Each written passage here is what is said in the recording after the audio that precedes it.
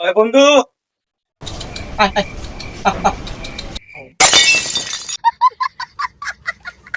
পুলিশে ধরে লেগেছি কে?